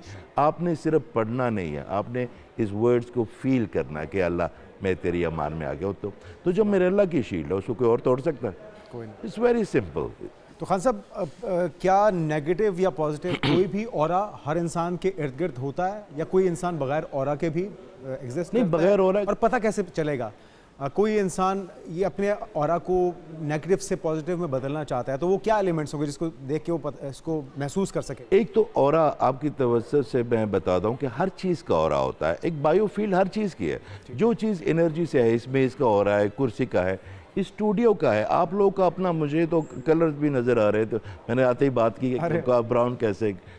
आप जब अपने इर्द गिर्द ऑरा को फील करते हैं, उस मैग्नेटिक फील्ड को, तो सबसे पहले ये कि अगर मैं आया हूँ और आपके पेशानी पे मेरे लिए खुली नहीं, अगर आपके चेहरे पे मेरे लिए मुस्कुराहट नहीं आई और वो अंदर से सिर्फ आपने, और अब मुझे पता चल जाता कि आप जिस तरह मुझे मिलें, तो मैं जहाँ जाता हूँ क्या मुझे पता नहीं चलता कि कौन दिल से मिला है, कौन प्रोफेशनल जो है अपनी कर्टेसी कर रहा है। तो जब आपके लिए दरवाजे खुलते हैं, जो आपके लिए लोग ताज़ीम करते हैं, मोहब्बत करते हैं, बग़ैर आपका मुकाम जाने, बग़ैर आपका डिजिग्नेशन जाने, बग़ैर आपका बैंक बैलेंस जाने, तो इसका मतलब है कि आपका ऑरा बहुत ठीक काम कर रहा है। और अगर आपका ये सब कुछ होते हुए भी रास्ते बंद होते हैं, आपकी जॉब नहीं होती, लोग आपसे मुतनफ़र होते हैं, ख़वातीन के रिश्ते टाइम पे नहीं होते, उनका ऑरेंज कलर अगर कम हो, तो उनके अंदर फेमिनिन एनर्जी ख़त्म हो जाएगी, चाहे वो जितना तैयार कर लें। ये सारी गेम ही ऑरा की है कि अगर मैं आपके पास बैठा हूँ, और माँ के पास हम क्यों जाके सर में थके हुए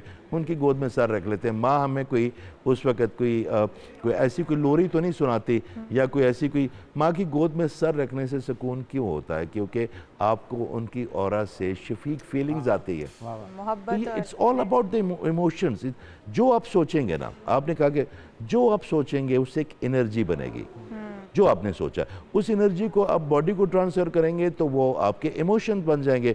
वो इमोशन रिफ्लेक्ट होंगे आपके ऑरा में। आप चाहे जितना मर्जी मुस्कुराहट करें, चाहे आप जितनी मर्जी अच्छी अच्छी बातें करें, अगर आपके ऑरा में पेन है ना, तो वो पेन आप ट्रांसफ़र करेंगे दूसरों को, और कोई बंदा दूसरे इंसान का पेन नहीं लेना चाहता। बिल्कुल, बहुत खूबसूरत। अच्छा, ये भी बताएगा, क्योंकि जिससे आपने कहा हर चीज़ का एक ऑरा होता है, मेज़, कुर्सी, हर चीज़ का। 2025 का भी एक ऑरा होगा, बहुत सारे लोगों के लिए तकालीफ लेकर आया होगा, बहुत सारे लोगों के लिए खुशियों की वजह बना होगा। 2026 का आगाज़ होने जा रहा है। 2026 अपने साथ क्या ऑरा लेकर आ रहा है, और इसके अंदर ओवरऑल अगर हम देखें पाकिस्तान के लिए, दुनिया के लिए किस तरह का ये रहेगा, और फिर क्या कुछ लोगों के लिए परेशानियां भी लेकर आएगा? मैं आपके लिए एक बड़ी ऑनेस्ट, बगैर किसी लगी लिपटी कहने जा रहा हूँ। चाहे मैं सियासत का मुझे बिल्कुल पता भी नहीं होता, और मैं एक ऐसी चीज़ है कि मैं दुआ करता हूँ कि अल्लाह सब के लिए आसानियाँ कर, वो लोग हों जो कि मुल्क से मोहब्बत करें।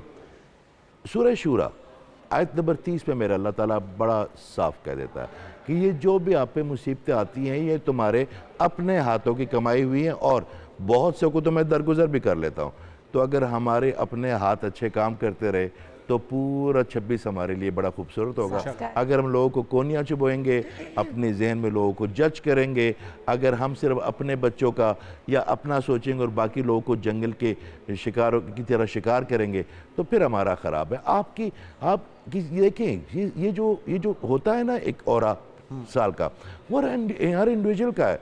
जो आपने इंसानों को देना है, वही मेरे अल्लाह ने आपको देना है। जो आपने बोना है वही आपको काटना है। बहुत खूबसूरत, बहुत शुक्रिया एजाज खान साहब, आप हमारे साथ मौजूद थे। बहुत ही खूबसूरत बातें, और हमने कोशिश की है कि वो सब कुछ खान साहब से जान सकें जो कि आपके जहनों में था, जो हमारे जहनों में था, और जिससे हम अपनी एनर्जी को पॉजिटिव कर सकते हैं, और अपने जो इर्द गिर्द नेगेटिविटी है उसको दूर भगा सकते हैं, और दूसरों की नेगेटिविटी अपने अंदर एब्जॉर्ब करने से भी खुद को रोक सकते हैं। और अच्छा करेंगे और नेक करेंगे, पॉजिटिव सोचेंगे, तो आपके इर्द गिर्द भी उसी का हसार बने बनेगा और वही आपको अपने तमाम तर चैलेंजेस से मुकाबला करने की सलाहियत और सकत पैदा करेगा। अभी आपको बताएं कि पाकिस्तान में सोलर तवानाई इस्तेमाल करने वाले सार्फिन के लिए एक बड़ी पॉलिसी तब्दीली सामने आ गई है, जिसने घरेलू और कमर्शियल जो सनती तमाम सोलर सार्फिन हैं उनको बराह रास्त मुतासिर किया है। नेपरा ज़राए के मुताबिक नेट मीटरिंग सिस्टम को ख़त्म करके अब नेट बिलिंग का नया निज़ाम मुतारफ़ करा दिया गया है। तो तलवार बस लटकाए हुए हैं तमाम सार्फिन के ऊपर। और इससे क्या असरात होंगे और सोलर सार्फिन कितने इससे मुतासर होने जा रहे हैं, अरशद अब्बासी साहब एनर्जी एक्सपर्ट हमारे साथ मौजूद हैं। अरशद साहब, आपको वेलकम कहेंगे पाकिस्तान मॉर्निंग में। पहले एनर्जी क्राइसिस का सामना रहा पाकिस्तान को, हमने 18-18, 20-20 घंटे की लोड शेडिंग भी देखी और फिर हमने देखा कि बड़े महंगे महंगे मुआहिदे हुए मुख्तलिफ एनर्जी कंपनीज़ के साथ और जो एक कैपेसिटी पेमेंट्स हैं उसकी मद में भारी भरकम जो टैक्स है वो बिलों की सूरत में निकाला जाता रहा। फिर लोग आए सोलर की तरफ, सोलर को प्रमोट किया गया, उसके फ़वाइद उसके फ़ज़ाइल बताए गए। जब सोलर हमने लगवा लिया तो अब वो यूनिट जो हमें 80 या 100 रुपये में ख़रीदना पड़ता है वो हमसे 23 से 25 रुपये में बेचा जाया था, अब ये 11 रुपये में लिया जाएगा। तो इससे कमर तोड़ने वाली बात है ये, इसके अलावा कोई और ऑप्शन नहीं थी गवर्नमेंट के पास? बहुत शुक्रिया, आपने मुझे अपने इस शो में मदऊ किया। पहली बात तो ये कि जो जैसे आपने खुद कहा है कि पाकिस्तान में एनर्जी क्राइसिस था और इस एनर्जी क्राइसिस में सबसे ज़्यादा जो लोग उठ के आए हैं वो आम आदमी है। उसने कहा कि पाकिस्तान के इस एनर्जी क्राइसिस में हम क्यों ना अपना शेयर दें, अपना पार्टिसिपेट करें। इसलिए लोगों ने ग्वादर से लेके चित्राल तक सोलर पावर प्लांट लगाए और बिल्कुल आपने सही कहा है, ये सस्ती बिजली देते हैं 25 से 23 रुपये। जबकि देखिए कोयले से बिजली कितने की आ रही है। मैं एक प्लांट की बात करूंगा जो कि बिनकासों पे लगा हुआ 320 कोयले का, वो तकरीबन 322 रुपये पर यूनिट है। ये इसी नेपरा की रिपोर्ट है जिस नेपरा का आप जिक्र कर रहे थे। ये शायद दुनिया की सबसे महंगी बिजली है। इसी तरह LNG से जो बिजली आ रही है, यानी जब LNG का प्लांट चलता है, कतर से हम LNG लेके आ रहे हैं, फिर उसको इंजेक्ट करते हैं यहाँ भी पावर प्लांट्स में, वो तकरीबन 60 रुपये की है। ये असल में मिनिस्ट्री ऑफ पावर में या जितने हमारे जो पावर के गुरु हैं उन्हें समझ नहीं आ रही है कि किस तरह वो जो उनके पावर प्लांट लगे हुए हैं, जो मेगा पावर प्लांट है, उनकी बिजली बेची जाए। इसलिए ये कदगन या एक क्लिप्स लगा रहे हैं कि किस तरह इनको कैसे डिस्करेज किया जाए ताकि ये लोग पाकिस्तान में सोलर पावर प्लांट लगाना और सोलर सिस्टम लगाना ख़त्म कर दें। लेकिन मैं यहाँ पे क्या आपको बात करूँगा, अब मेरे ख्याल में ये जो इनकलाब आया है, एक आम आदमी जो उठ के आया है और जिसने सोलर सिस्टम में, जिसने बिजली के इस क्राइसिस में अपना रोल प्ले किया, इसको रोक नहीं सकेंगे। इसकी वजह ये है कि आप देखें हाइब्रिड बैटरीज आ चुकी हैं, वो उनकी 18-18, 20-20 साल लाइफ है। पहले होती थी 22 लाख 23 लाख, अब 3 से 4 लाख आ रही। अब लोग क्या करने जा रहे हैं, अब वो कहते हैं हम तो इस ग्रिड से बिजली लेते नहीं है, हमारा अपना बैटरी सिस्टम होगा, हम रात के वक्त बैटरी से लेंगे और दिन को सोलर आ ही रहा है। तो असल जो मुकाबला है जो वो है सस्ती बिजली वर्सेस महंगी बिजली। लेकिन अच्छा, इसमें एक और बात, जिस तरह से हम देख रहे हैं नई पॉलिसी के मुताबिक जो सोलर सार्फिन के ऊपर बम गिराया जा रहा है, अब वो इजाफी यूनिट्स पर सरचार्ज के बजाय फ़ी यूनिट तबादला मिलेगा, जिसमें 11 रुपये तकरीबन फ़ी यूनिट मिलेगा। आप बता रहे हैं कि अब लोगों ने कन्वर्ट होना शुरू कर देना है, उन्होंने डिपेंड नहीं करना अब वापडा के ऊपर, और उन्होंने तमाम जो अपनी बैटरीज लगाकर खुद ही बिजली बनाई और खुद ही इस्तेमाल की। अगर हम देखें तो ये जो फैसला है बुनियादी तौर पर ये IPPs को ही फिर फ़ायदा पहुंचाने के लिए है, उनके खसारे को हमारी जेबों से पूरा करने की एक नाकाम कोशिश है। फिर अल्टीमेटली क्या होगा, तमाम लोग जो है वो कनेक्शन अपने कटवा लेंगे, क्या करेंगे? देखिए आप बात ठीक कर रही हैं कि ये असल में जो कैपेसिटी पेमेंट है, जो IPPs के पावर प्लांट को चलाने के लिए ये एक नाकाम कोशिश है। लेकिन यहाँ पे एक बात गवर्नमेंट पाकिस्तान भूल गई है कि इसने बड़ी कमिटमेंट किए हैं यूनाइटेड नेशन के प्लेटफॉर्म पे। एक उसका नाम है नेट ज़ीरो, उसमें ये कमिटमेंट की गई है। और इसके अलावा खुद हमारे प्राइम मिनिस्टर की स्पीच देंगे, देखें जी सबसे बड़ा हमारा इशू कौन सा है, वो क्लाइमेट चेंज का है। आपके अपने प्रोग्राम में शायद थोड़ी देर बाद आज कि लाहौर में कितनी स्मॉग है, पंजाब में कितनी स्मॉग है। स्मॉग क्यों है? ये स्मॉग इसलिए है कि जब डीजल, कोयला, LNG या LPG जलती है। अब इस जलने का अमल को रोकने के लिए सोलर बेहतरीन जवाब है। ये तो इंटरनेशनली इंकरेज किया जाता है कि आपने अगर क्लाइमेट चेंज के मसले को निपटना है या पाकिस्तान में स्मॉग को निपटना है तो इसका हल क्या है कि आप सारे लोग ग्रीन एनर्जी यानी ऐसी एनर्जी जिसमें इमिशन ना हो, आप उस पर आ जाएं। तो अब आप ये देखें, मेरे जैसा बंदा शायद कल यूनाइटेड नेशन में चला जाए, वो उनको कहेगा देखें ये क्या कर रहे हैं। ये पाकिस्तान शायद वाहिद मुल्क है जहाँ कमिटमेंट तो कोई और करता है, क्लाइमेट चेंज में फाइनेंसिंग भी लेता है, और काम क्या कर रहे हैं, नेट मीटरिंग को डिस्करेज करने। अच्छा साहब, ये जो सबसे बेहतरीन सोर्स है एनर्जी हासिल करने का, ग्रीन एनर्जी, जिसके कोई साइड इफेक्ट्स नहीं है, सिर्फ फ़ायदे ही फ़ायदे हैं, दुनिया भर में इसको प्रमोट किया जा रहा है, इसे इस्तेमाल किया जा रहा है, इसके फ़वाद दिए जा रहे हैं, पाकिस्तान में उल्टा हिसाब, उल्टी गंगा बह रही है। तो जिम्मेदार कौन है? IMF है या ब्यूरोक्रेसी है जो कि आसान हल ढूंढ रही है? अपने जो उनकी मुफ्त बिजलियाँ हैं, चाहे वो वापडा के मुलाजमीन हों, चाहे वो वज़ीर हों, मुशीर हों या सरकारी दफातर हों, उनको जो बिजली मुफ्त कोटे मिलते हैं, लाखों रुपए की, करोड़ों रुपए की बिजली वो खर्च करते हैं, लाइन लॉसेस हैं, कैपेसिटी पेमेंट्स हैं, इनको कवर करने के बजाय आम सारिफ जिसने खुद इन्वेस्टमेंट की सोलर पे, उसकी कमर तोड़ने जा रहे हैं। तो क्या ऑप्शंस हैं? असल हल होना क्या चाहिए इसकी बजाय? देखिए, आपने एक बड़ी अच्छी बात की कि पाकिस्तान में सालाना तकरीबन 600 अरब के लाइन लॉसेस, ये जो घर घर में, घरों में एक नेट सोलर सिस्टम लगा है, ये क्या करते हैं, ये लाइन लॉसेस को बेसिकली कम कर रहे हैं। मैं जहाँ बैठा हूँ, आप जहाँ बैठे हैं, वहाँ बिजली कहाँ से आ रही है? या तरबिला से आ रही है या वो सिंध से आ रही है, लेकिन आपकी जब घर में लगी है तो आपके क्या लॉसेस क्या है? लॉसेस आपके कम हो रहे हैं। ये एक और बात आ गई। लेकिन यहाँ मैं एक और बात कहूँगा, एक टर्म है एनर्जी सिक्योरिटी। एनर्जी सिक्योरिटी क्या है? जिस तरह टेरिटरियल सिक्योरिटी है, इसमें यह है कि बिजली आपकी अपने डोमेस्टिक सोर्सेज से बनाई जाए। देखिए ना, हम LNG कहाँ से लाते हैं? कतर से। हम कोयला कहाँ से लाते हैं? इंडोनेशिया से, ऑस्ट्रेलिया से, साउथ अफ्रीका से। ये 3 डायमेंशन है, यानी एनर्जी सिक्योरिटी, क्लाइमेट चेंज और सस्ती बिजली। लेकिन हमारे बंदों को, हमारे जो अरबाब इख्तियार उनको समझ नहीं है। लेकिन मैं आज भी बात बताऊँ, आज भी अगर कोई वहाँ पे सेंसिबल बंदा है, एक क्लिक से ये मसला हल भी हो सकता है कि किस तरह हम सोलर को अकोमोडेट कर सकते हैं, किस तरह इसका वो हल क्या है? ऐसे करें। देखिए, आप भी, मीर भी क्या सादा है, मैं आपको सारा हल, वो पूरी रिपोर्ट यहीं बना के दे दूँ। बात ये कि इतनी सी रिपोर्ट है, कुछ चेंज करनी है। वो जब कुछ सीरियस होगा पाकिस्तान में, तो देखना कितने ऑपरेट लिख रहे हैं, कितना बोल भी रहे हैं, ये कर रहे हैं। बात तब होती है जब वाकई सीरियसली कोई गवर्नमेंट सोचती है कि ये इतना बड़ा चैलेंज है हमारे लिए। IPPs को देखिए, हमने अभी 2 महीने पहले 320 बिलियन दिए, अभी वो इकट्ठे हो गए और फिर लोगों को डिस्करेज कर रहे हैं। ये बात होती है सीरियसनेस की। और एक बात ये भी होती है, क्या गवर्नमेंट वाकई ही सिंसियर है लोगों के मसले हल करने में? मेरे से ज़्यादा आप जानते हैं, आपकी ज़्यादा आउटरीच है, आप हर वक्त लोग आपसे इंटरेक्ट करते हैं।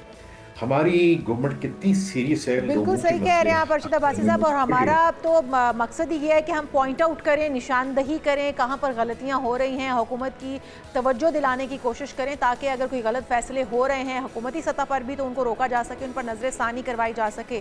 हुकूमत की तवज्जो इस तरफ दिलाना हमारा मकसद था। बाकी हुकूमतों ने ये बेहतर करना है, हमारे और आपके करने का काम नहीं है। बहुत शुक्रिया अर्शद अब्बासी साहब, एनर्जी एक्सपर्ट हमारे साथ मौजूद। और हम उम्मीद करते हैं कि हुकूमत इस बारे में सोचेगी कि जो लोग अपनी तरफ से कंट्रीब्यूट कर रहे हैं एक साफ सुथरा एनवायरनमेंट पैदा करने के अंदर, और ख़ुद साख्ता एनर्जी पैदा करके अपने लिए भी और पाकिस्तान के लिए भी मददगार साबित हो रहे हैं, उनको बजाय इसके डिस्करेज किया जाए, उनको इनकरेज किया जाए और इंसेंटिव्स दिए जाए। और हुकूमत की क्या मंतक है, कभी इसको फ़ायदेमंद कहते हैं, कभी इसकी कमर तोड़ते हैं। अब सोलर सार्फिन को इजाफी यूनिट्स पर सरचार्ज के बजाय नाज़िन फ़ी यूनिट तबादला मिलेगा, जिसकी कीमत तकरीबन 11 रुपये फ़ी यूनिट होगी, और वही 11 रुपये का यूनिट हमें कई गुना महंगा ख़रीदना पड़ेगा हुकूमत से। तो ये जो एक खेल खेला जा रहा है, एक आम सारिफ को सबसे आसान और सबसे वर्स्ट हल जो तजवीज़ किया गया हुकूमत को, चाहे वो वज़ारत तवानाई हो या शायद शहबाज शरीफ साहब को अंधेरे में रखा जा रहा है, हम उम्मीद करते हैं कि इस पर नज़रसानी हो और जो सोलर सार्फिन हैं उन्हें इनकरेज किया जाए, उन्हें डिस्करेज ना किया। कुछ बात हो जाए आपके फेवरेट सेगमेंट की। सदियों से इंसान अपनी तकदीर और आने वाले वक्त को जानने के लिए सितारों की तरफ देखता है। तो फलक पर मौजूद ये चमकते दमकते सितारे हैं, सिर्फ रोशनी ही नहीं बल्कि मुस्तकबिल के कई इशारे भी अपने अंदर समोए हुए हैं। बिल्कुल ऐसा ही है। तो आपके सितारे क्या इशारा कर रहे हैं, क्या कहते हैं, और कौन से बुर्ज के लिए ये साल या ये हफ्ता साजगार साबित होगा, ये सब जानेंगे। हमारे साथ मौजूद हैं सैयद सिकंदर रिजवी साहब, माहिर इल्म नजूम हैं आप। वेलकम टू शो कहेंगे आपको रिजवी साहब।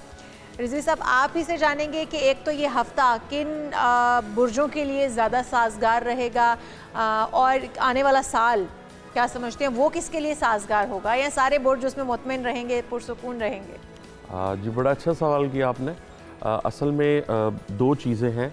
आपकी पाकिस्तान की आवाम की जो आबादी है वो तकरीबन 27-28 करोड़ है।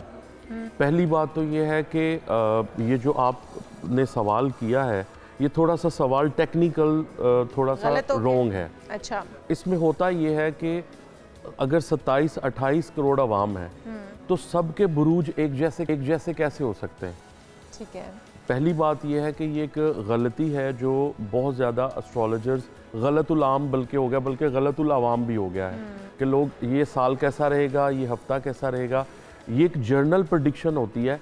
ठीक है। जो असल बर्थ चार्ट है, असल जायचा है, वो आपका जब तक नाम, date of birth, time of birth Rizvi sahab, हम लोग एक एक बंदे का 27-28 करोड़ आवाम का अगर एक एक का जायचा यहाँ पे बैठ के बनाने लगे वो तो नहीं होगा। जेनेरिकली हम जानना चाहेंगे आपसे कि पहले सितारे से थ्रू आउट आखिरी सितारे तक के किसका ये हफ्ता कैसा रहेगा, ये सितारों के हवाले से हम जानेंगे, क्योंकि हम किसी का जायचा तो यहाँ बना नहीं सकते। जी बिल्कुल। मैं आपको जर्नल एनालिसिस दे देता हूँ, चूँकि मैं आपको ये कहा कि हम पूरी चीज़ों का एक दफ़ा एनालिसिस रखा होता है हमने तमाम बुरूज का, जैसे कि बुर्ज हमल का जिसको एरीज बोला जाता है, बुर्ज हुमल को ये हरकत में रहेगा।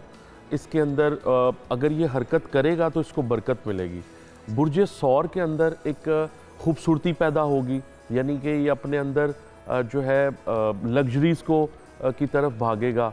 इसी तरह बुर्ज जेमिनाई जो है, बुर्ज जौज़ा जो है, ये क्या करेगा, ये करियर की तरफ नहीं देखेगा, ये कम्युनिकेशन को बढ़ाएगा।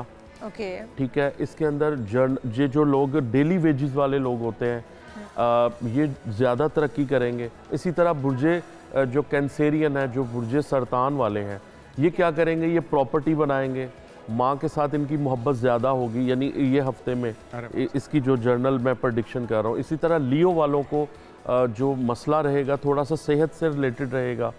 इसी तरह बुर्ज सुमला वालों का जो है उनका मेमोरी का इशू रहेगा, चीज़ों को भूलना जो है वो स्टार्ट कर देंगे, यानी ये हफ्ता मरकरी के लिए थोड़ा सा भारी है। इसी तरह बुर्ज मेज़ान की बात अगर करें लिब्रा वालों की, तो इनको भी थोड़े से सेहत से रिलेटेड मसाइल रह सकते हैं। इसी तरह बुर्ज अकरब वाले जो हैं, जिनका लॉर्ड प्लैनेट मार्स है, इनका लड़ाई झगड़ा इस हफ्ते में हो सकता है, तो फितने में फंस सकते हैं। इनको चाहिए कि किसी को लेन देन में परहेज़ करें या किसी की गारंटी ना दें। इसी तरह बुर्ज कौस का जो है जो ये हफ्ता है, ये थोड़ा सा यानी रूहानियत की तरफ स्पिरिचुअल प्रैक्टिस जो है वो करेंगे। इसी तरह जो एक्यूरस वाले हैं या कैप्रिकॉन वाले हैं, ये मेहनत ज़्यादा करेंगे लेकिन इनको फल नहीं मिलेगा। इसी तरह जो एक्यूरस वाले हैं, ये बाहर के मुल्क में जाने की प्लानिंग करेंगे, एमिग्रेशन को जो है ये लाइक करेंगे। ये सिर्फ आपने एक्वेरियस के बारे में कहा है, बाकी सारे अगर बाहर जाना चाहते हैं तो वो नहीं जा पाएंगे? जी, उनका सफ़र रहेगा तो सही, लेकिन इतने कामयाब नहीं होंगे। एक्वेरियस जो बुर्ज दल्व है, जिसको लोग गलती में दल्लो पढ़ते हैं, ये लफ्ज़ है दल्व। एक्वेरियस वाले यानी इनका एमिग्रेशन बहुत अच्छा रहेगा, इनके अंदर जो है वो मूवमेंट जो है पावर वो ज़्यादा रहेगी। ठीक है। इसी तरह बुर्जे हूत वाले जो हैं, पाइसिस वाले, वो ज़्यादा डिप्रेशन का शिकार रहेंगे, तन्हाई का शिकार रह सकते हैं। जी ठीक है। अच्छा, लियो के बारे में?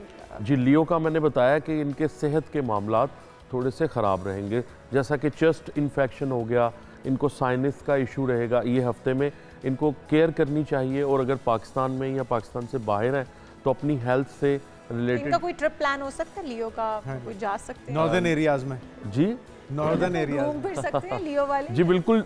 जो लोकल सफ़र है वो कर सकते हैं, लॉन्ग जर्नी नहीं कर सकते। लोकल तो कर ही सकते हैं जी, तो उसके बारे में जी, जैसे डोमेस्टिक टूर्स वो कर सकते हैं, इंटरनेशनल टूर्स जो है इनमें इनको दुश्वारी आ सकती है। और वर्गों के बारे में? जी, वर्गों के बारे में मैंने बताया कि इनके मेमोरीज के इश्यूज रहेंगे। अच्छा, इनको थोड़ा सा याददाश्त के अंदर ये यानी कि थोड़े से अपने काम को तरतीब अच्छे तरीके से मैनेजमेंट नहीं कर पाएंगे। ओके। अच्छा, पाकिस्तान के बारे में जान लेते हैं। कि पाकिस्तान के लिए 2025 क्योंकि ख़त्म हो रहा है, 2026 शुरू हो रहा है, तो ओवरऑल पाकिस्तानी सियासत के अंदर या पाकिस्तान की मईशत के अंदर ये साल जो रहेगा 2026 का कैसा रहेगा? आज बड़ा अच्छा सवाल किया। इसको हम मंडेन एस्ट्रोलॉजी से पढ़ते हैं। 2026 जो है पाकिस्तान की मईशत के लिए, मादनियात के लिए बहुत अच्छा रहेगा। टेक्सटाइल में बहुत लॉस जाएगा। धात के अंदर पाकिस्तान बहुत ग्रूम करेगा। जैसे ट्रेडिंग के अंदर अगर जैसे सोना है, चांदी है, नमक है, ये जो भी हमारे पाकिस्तान के जो ज़खायर हैं, जो मादनियात है, चूँकि 2026 मादनियात का साल है, तो मादनियात के अंदर इंपोर्ट एक्सपोर्ट के अंदर बहुत बिजनेस आने वाला है। ख़ासतौर पे धागे से जो काम है, मसलन जो बुनने वाला काम है, टेक्सटाइल से रिलेटेड जो है वो लॉस रहेगा। गाड़ियों का जो लोग काम करते हैं, लोहे का, ठीक है, इनको जो है ये भी लॉस में जाएंगे। लेकिन पाकिस्तान में ये बाकी ओवरऑल जो है वो कंट्रीज टॉप पे बूम करेंगे, लेकिन पाकिस्तान में लोहे का चूँकि सैटर्न प्राइजेस गिरेंगी। इसके अंदर लोगों को जो गाड़ियों का लोग काम करते हैं उनको लॉस होगा, लेकिन आम आवाम फायदे में रहेगी। जी, अवाम फायदे में रहेगी। ठीक है जी बिल्कुल। अच्छा, इसके अलावा पाकिस्तान की जो आपने दूसरा सवाल किया, सियासी जो है करियर के अंदर बहुत ज़्यादा बदलाव देखेंगे। और यानी हुकूमत तो चलती रहेगी, लेकिन आवाम के अंदर ये जो हुकूमत है ये थोड़ा सा एक एतमाद जो है वो नहीं बना पाएगी। थोड़े से लोग स्ट्रेस रहेंगे, परेशान रहेंगे, और मुआशी तौर पे जो लोग जॉबलेस होंगे, लेकिन जो इंडिपेंडेंट हो जाएंगे या सेल्फ एम्प्लॉय हैं वो बहुत ज़्यादा जो है वो सही रहेंगे। तो पाकिस्तान की ओवरऑल मईशत के लिए बहुत अच्छा साल है। पाकिस्तान की बहुत ज़्यादा तोड़ फोड़ होगी, लेकिन पाकिस्तान क्योंकि पहले जो 6 महीने हैं पाकिस्तान का जो 2026 है ये बहुत ज़्यादा कॉम्प्लिकेशंस रहेंगे, लॉस में रहेगा। लेकिन जैसे ही 7वां महीना लगेगा और अगले जो 6 महीने हैं वो ओवरऑल बहुत अच्छे हैं। अच्छा, एक तो आपने बताया कि पाकिस्तान के लिए तो मादनियात ग्रो भी करेंगी, उसका फ़ायदा भी होगा, उससे पाकिस्तान की इकोनॉमी को भी फ़ायदा होगा। लोगों के लिए मशवरा क्या है, कौन से कारोबार फ़ायदेमंद रहेंगे 2026 में?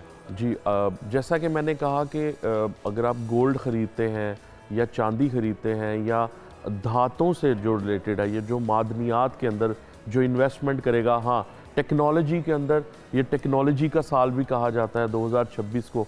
आप इतनी चेंजिंग्स, आज मैं एक प्रेडिक्शन देने जा रहा हूँ, 2026 में आप ऐसे वाक़यात सुनेंगे जो इससे पहले हिस्ट्री में नहीं हुए। यानी इसको तोड़ फोड़ का साल कहा गया है।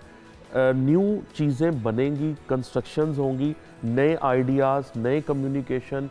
यहाँ पर जो ख़ास तौर पे आईटी डिपार्टमेंट है वो बहुत ज़्यादा बिजनेस करेगा। कंस्ट्रक्शन, रियल एस्टेट जो कि इस वक्त ज़वाल पजीर है, क्या उसका दोबारा से रिवाइवल? जी, 7वें महीने के बाद इसको थोड़ा सा बेनिफिट में आ जाएगा, लेकिन पहले 6 माह ये ज़वाल का शिकार ही रहेगा। ठीक है। अच्छा, ये भी बता दीजिएगा क्योंकि हर साल को किसी न किसी चीज़ का जोड़ा जाता है कि ये ज़्यादा डिवोर्सेस का साल, ज़्यादा शादियों का साल, मतलब खुशियाँ लेके ज़्यादा आएगा, परेशानियाँ ज़्यादा लेकर आएगा, या फिर बच्चों की पैदाइश ज़्यादा होगी इस साल के अंदर, क्या प्रेडिक्शन है आपकी? जी, इस साल में जो मेरी इस साल के अंदर जो 2026 के हवाले इंसान जो है अपने नए घर बनाएंगे, यानी कि मूवमेंट। आप अगर 2 भाई रहते हैं तो आप समझ लें कि वो अलग हो जाएंगे, यानी सेपरेशंस लोगों की बहुत ज़्यादा बढ़ेगी। तलाक़ों की रेशे भी बढ़ेगी इसमें, यानी जुदाई का साल हम इसको कहेंगे। आपने पहले भी कहा कि डिस्ट्रक्शंस का साल। जी नहीं, रिकंस्ट्रक्शन, यानी आप अपने जो फैसले ले चुके होंगे उनके ऊपर री-थिंक करके आप उसको नया आइडियाज़ में यानी कि कन्वर्ट कर देंगे। यानी ये रिकंस्ट्रक्शंस का साल है। आप अपने फैसले जो लिए होंगे, अपने प्लान्स को चेंज करेंगे, अपने आइडियाज़ को चेंज करेंगे, और ये चेंजिंग का साल है। एक नहायत आप समझ लें कि पाकिस्तान के अंदर बहुत बड़ी चेंजिंग आने वाली है, और हर इंसान आपको सेल्फ कॉन्फिडेंस में नजर आए। कोई जंग तो नजर नहीं आ रही, क्योंकि इंडिया बड़ा तिरमिला रहा है, पंगेबाजी भी कर रहा है। जी नहीं, पाकिस्तान की फतह होगी, क्योंकि पाकिस्तान का जो मंडेन एस्ट्रोलॉजी के अंदर है वो टेक्नोलॉजी के अंदर, आइटम्स के अंदर, और जो हमारी पाकिस्तानी आर्मी है ये बहुत स्ट्रॉन्ग है। अच्छा, पीटीआई और फौज की सुलह होते हुए कहीं देख रहे हैं, कहीं खान साहब की वापसी होते हुए जी सेटलमेंट जो है वो होगी, लेकिन खान साहब का ये साल भी जो 2026 है, इसके एंड में नवंबर के अंदर को थोड़ी बहुत आप उनको देखेंगे कि एक हाइप क्रिएट होगी, लेकिन नवंबर तक उनकी जो है वो कैदोबंद ही रहेगी। बहुत शुक्रिया Thank you so Syed much. Sikandar Rizvi साहब, आप हमारे साथ मौजूद थे और हमने कोशिश की है कि आपको बता सकें कि 2026 आपके लिए कैसा रहेगा। 2025 गुजर चुका है, तो अपने साथ अहद कीजिए कि अपना 2026 आपने किस तरह से खूबसूरत और बेहतरीन तरीके से जी हाँ। एंजॉय करना है, गुजारना है और किसी को तकलीफ पहुंचाए बगैर आगे बढ़ना है। अपनी गलतियों पे भी नजरसानी करनी है। बिल्कुल, जो माजी में ज़रूर। आपसे गलतियां सरजद हुई हैं उन्हें बेहतर करना है ताकि आपके आने वाला कल भी खूबसूरत हो सके। बिल्कुल जी,